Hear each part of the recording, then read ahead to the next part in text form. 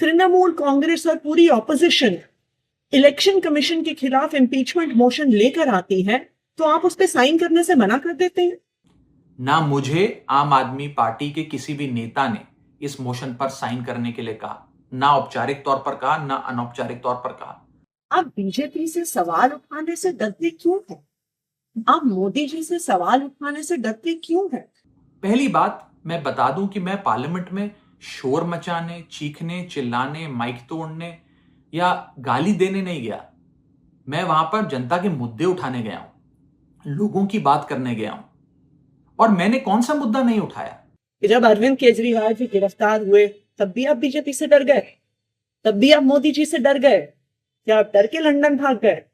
कि हर झूठ को बेनकाब किया जाएगा और हर सवाल का जवाब दिया जाएगा, क्योंकि मैं घायल हूं, इसीलिए घातक हूं। आज मैं राज्यसभा सांसद राघव चड्ढा जी से कुछ सवाल पूछना चाहता हूं। राघव जी, आप बीजेपी से इतना डरते क्यों?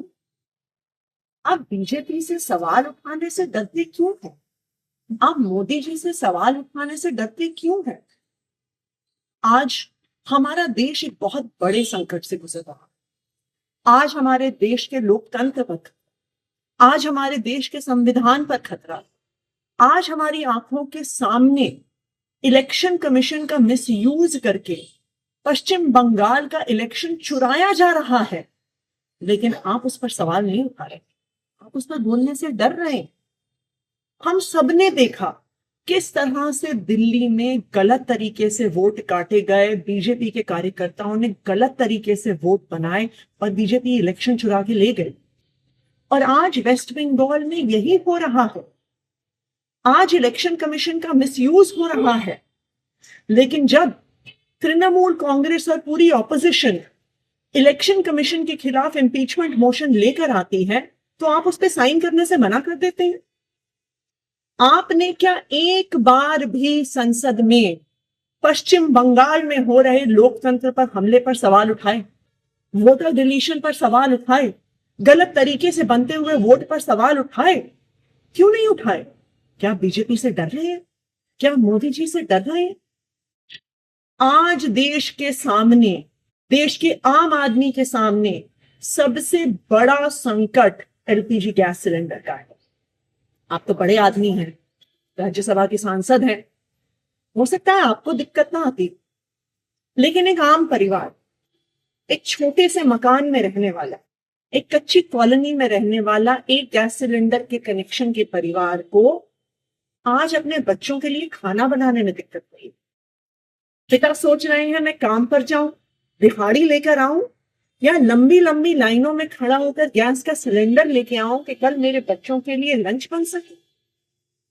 जब आम आदमी पार्टी ने पंजाब में, दिल्ली विधानसभा में सिलेंडर का सवाल उठाया, जब आम आदमी पार्टी के सांसदों ने एलपीजी सिलेंडर का मुद्दा उठाया और आपको जब एलपीजी के मुद्दे पर बोलने के लिए कहा गया तो आप चुप रह गए।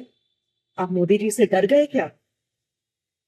आज इस देश में हर इंसान को यह तय करना होगा कि क्या वो मोदी जी के साथ है या वो संविधान के साथ है, लोकतंत्र के साथ। मुझे याद आ रहा है जब अरविंद केजरीवाल जी गिरफ्तार हुए थे, हम सब सड़कों पे खड़े होकर लड़ रहे थे, पुलिस हम पे लाठियां चढ़ा रही थी, हमें घसीट घसीट कर पकड़ कर लेके जा रही। दिल्ली के अलग अलग थानों में, कहीं नरेला में, कहीं बवाना में हम जीते हुए, हम रोज सड़कों पे लड़ रहे थे। आप तब लंदन में, आपने हमें बताया कि मेरी आंख का ऑपरेशन हो रहा है इसलिए मैं लंदन में। हमसे मीडिया ने बहुत सवाल पूछे, बार बार हमने मीडिया को कहा कि नहीं नहीं, राघव चड्ढा जी डरे नहीं हैं, उनकी आंख में प्रॉब्लम है, तो अपना ऑपरेशन करवाने हैं।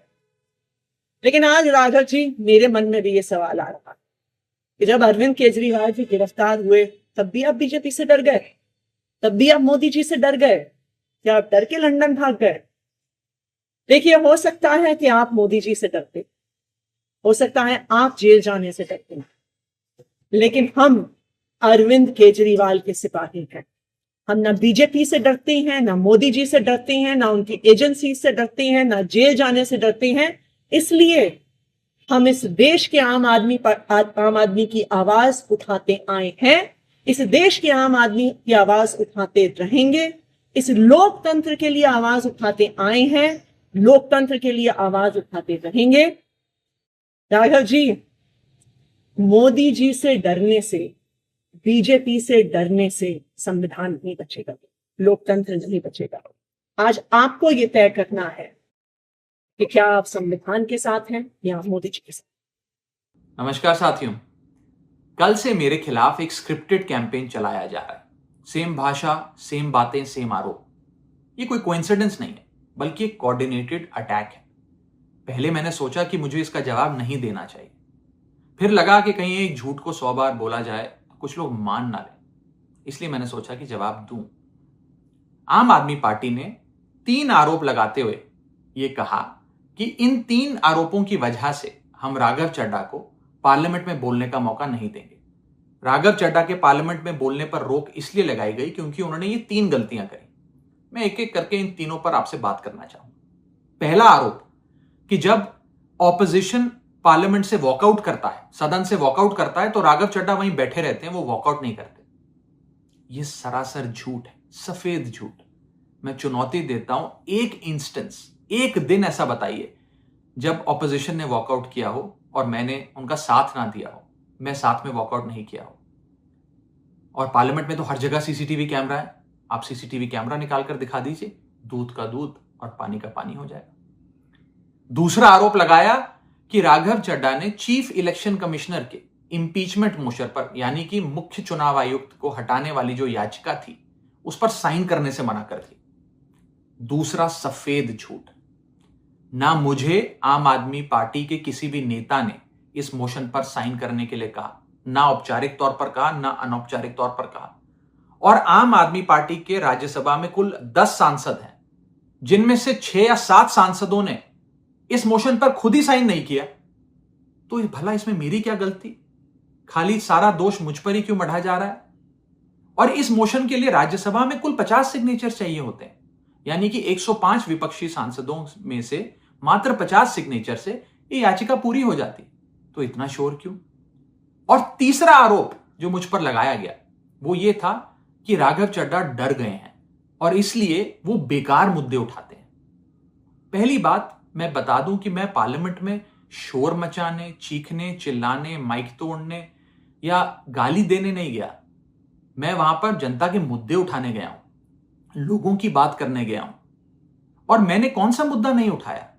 मैंने जीएसटी से लेकर इनकम टैक्स की बात करी, पंजाब के पानी से लेकर दिल्ली की हवा का मुद्दा उठाया, हमारे सरकारी स्कूलों की हालत से लेकर कैसे पब्लिक हेल्थ केयर इंस्टीट्यूशंस को मजबूत किया जाए, इंडियन रेलवेज में जो पैसेंजर्स ट्रैवल करते हैं उनकी समस्याएं रखी, यहां तक कि मेंस्ट्रुअल हेल्थ, एक ऐसा मुद्दा जिसके बारे में लोग बात करने से कतराते हैं, वो बातें तक रखी। बेरोजगारी से लेकर महंगाई तक तमाम मुद्दे उठाए। आप मेरे 4 साल का पार्लियामेंट का ट्रैक रिकॉर्ड उठाकर देख लीजिए। और मैं पार्लियामेंट में इंपैक्ट क्रिएट करने गया हूं, मैं पार्लियामेंट में रकस क्रिएट करने नहीं गया। ये टैक्स पेयर के पैसे से जो पार्लियामेंट चलती है, उस टैक्स पेयर के मुद्दे उठाने में पार्लियामेंट में गया हूं। अंत में मैं बस इतना कहना चाहता हूं कि जो लोग आज मुझ पर आरोप लगा रहे हैं, झूठे आरोप लगा रहे हैं, कि हर झूठ को बेनकाब किया जाएगा और हर सवाल का जवाब दिया जाएगा, क्योंकि मैं घायल हूं, इसीलिए घातक हूं। जय हिंद।